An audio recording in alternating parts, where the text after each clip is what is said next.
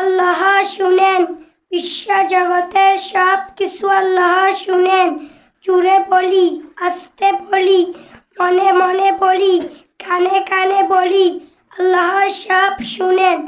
এমনকি পিঁপড়ার পায়ের আওয়াজও শুনেন। আল্লাহ সব জানেন, সব দেখেন, সব শুনেন। আল্লাহ সবার কথা শুনেন। আমির, গরিব, বান্দা, মনিব সবার কথা শুনেন, সবার ডাকে সাড়া দেন এবং সবার দোয়া কবুল করেন। কুরআন শরীফে আল্লাহ বলেছেন, বান্দা যখন আমাকে ডাকে তখন আমি বান্দার ডাকে সাড়া দেই। আমি তো বান্দার খুবই নিকটবর্তী। সাকিব আর সাদি তাদের নানার সঙ্গে বাগানে ফল পাড়ছিল। সাদি গাছে উঠে ফল পাড়ছিল আর সাকিব নিচে থেকে সেগুলো ঝুড়িতে রাখছিল। নানা তাদের ডেকে বললেন, সোনামণিরা, বিসমিল্লাহ বলে ফল পাড়ো এবং বিসমিল্লাহ বলে ঝুড়িতে রাখো, যাতে আমাদের কাজ আল্লাহর নামে শুরু হয়। সাকিব আর সাদি ফল পাড়াই এত ব্যস্ত ছিল, তারা নানার কথা শুনলই না। দেখতে দেখতে ফলের ঝুড়ি ভরে গেল। নানা ঝুড়িটা উঠানোর সময় বললেন, বিসমিল্লাহ, আল্লাহ তুমি আমাদের ফলে বরকত দান করো। এই কথা বলে তিনি ঝুড়িটা বারান্দায় নিয়ে রাখলেন।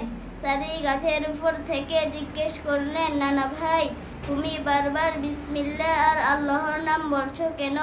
নানা বললেন, নানু ভাই, যখন আমরা কোনো কাজে বিসমিল্লাহ এবং আল্লাহর নামে শুরু করব, তখন আমাদের কাজ সকল বিপদ আপদ থেকে মুক্তি থাকবে এবং আল্লাহ আমাদের কাজে বরকত দান করবেন। সাকিব আর সাদি বলে উঠল, সত্যি নানা ভাই? নানা মুচকি এসে বললেন, হ্যাঁ নানু ভাই, নানার উপদেশ কখনো ভুলবে না। মাশাআল্লাহ। আল্লাহর উপর ভরসা করা। ওয়া আলাল্লাহি ফালিয়াতাওয়াক্কালিল মুমিনুন। ঈমানদারের উচিত আল্লাহর উপর ভরসা করা। হে আল্লাহ, আমাকে সাহায্য করো। তামিমের অনেক জ্বর হয়েছে। তামিমের আব্বু আম্মু তাকে ডাক্তারের কাছে নিয়ে যেতে চাইলেন, কিন্তু তামিম কাঁদতে কাঁদতে বলল, আম্মু, আমি কিছুইতে ডাক্তারের কাছে যাব না। প্লিজ আমাকে ডাক্তারের কাছে নিও না। আম্মু বললেন, কেন বাবা? তামিম বলল, ডাক্তারের কাছে যেতে আমার ভয় করে।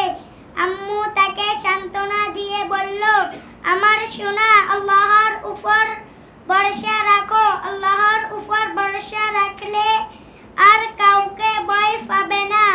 তামিম অবাক হয়ে জিজ্ঞেস করলো, আল্লাহর উপর কিভাবে ভরসা করব? কিভাবে তার উপর ভরসা করতে হয়?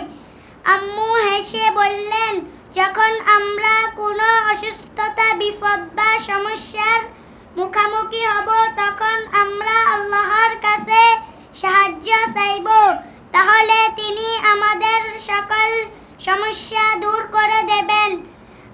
আবার এইবার তামিম জানতে চাইল, তাহলে আমি কিভাবে আল্লাহর কাছে সাহায্য চাইব?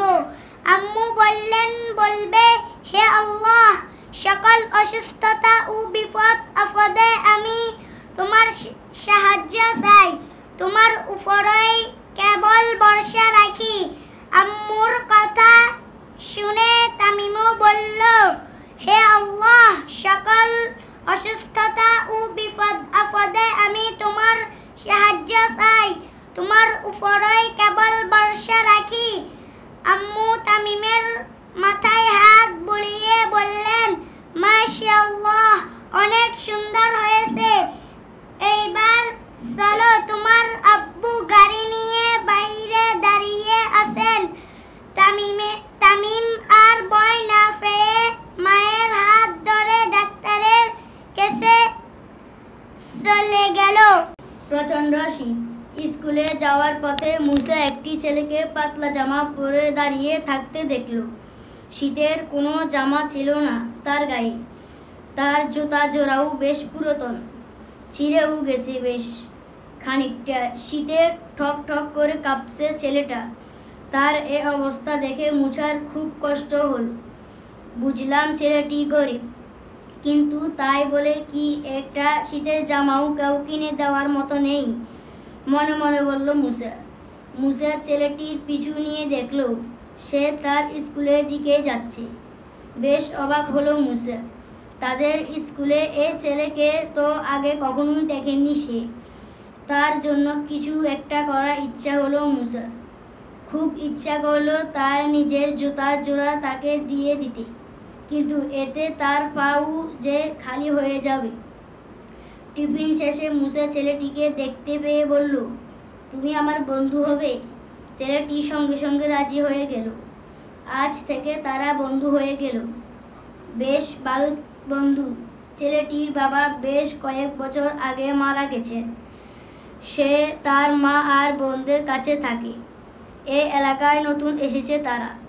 মুসা তার বন্ধুর সাথে দুপুরে টিফিন ভাগ করে নিল। সন্ধ্যায় বাড়ি ফিরে মুসা তার বাবাকে বলল, বাবা, স্কুলে স্যার আমাদেরকে একটি কাজ দিয়েছেন। তিনি বলছেন গরিব ও অসহায় লোকদেরকে খুঁজে বের করতে। এই ব্যাপারে তার বাবা তাকে কিছু পরামর্শ দিলেন। গরিব দুঃখীদের সাহায্য করার কিছু উপায় বলে দিলেন। পরের দিন মুসা তাদের এলাকায় সুস্থ সেবা সংগঠন নামের এক প্রতিষ্ঠানে গেল। সেইখানে গিয়ে একজন লোকের সাথে পরিচিত হলো। কাঁদো কাঁদো গলায় মুসা তার বন্ধুর দুঃখের কথা লোকটিকে জানালে। তিনি মুসার প্রতি খুব খুশি হলেন। তাকে বুকে জড়িয়ে ধরে বললেন, সর্বশক্তিমান আল্লাহ তোমার এই কাজকে কবুল করে নিন। রাসূল সাল্লাল্লাহু আলাইহি সাল্লাম এ হাদিস যা বলেছেন তুমি সে অনুযায়ী আমল করেছো। যে ব্যক্তি দানের মাধ্যমে হয় সে আল্লাহর দ্বারা এমনভাবে পুরস্কৃত হবে যেন সে নিজেই দান করেছে। আল্লাহ তাআলা আমাদের প্রত্যেকটি শিশুকে এভাবে দ্বীনের জন্য কবুল করুক।